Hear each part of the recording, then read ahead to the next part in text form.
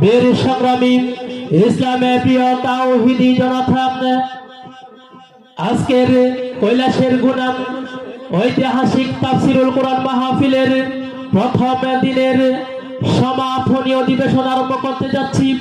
যে যেখানে থাকুন না কেন অতি সত্বর দ্রুত প্যান্ডেলে চলে আসার জন্য সবিনয় অনুরোধ জানাচ্ছি।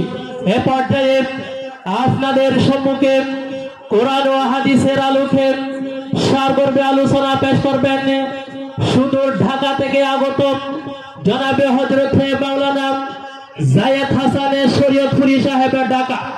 জনাবে হযরতে মাওলানা যায়েদ হাসানের শরীয়তপুরী সাহেবের ঢাকা। আমি মুহতারাম হুজুরকে আগত জনতার উদ্দেশ্যে বিজ্ঞানময় আল কোরআন থেকে তাফসীর পেশ করার জন্য মাহফিল পরিচালনা কমিটির পক্ষ থেকে স্বনির্বন্ধনভাবে অনুরোধ জানাচ্ছি।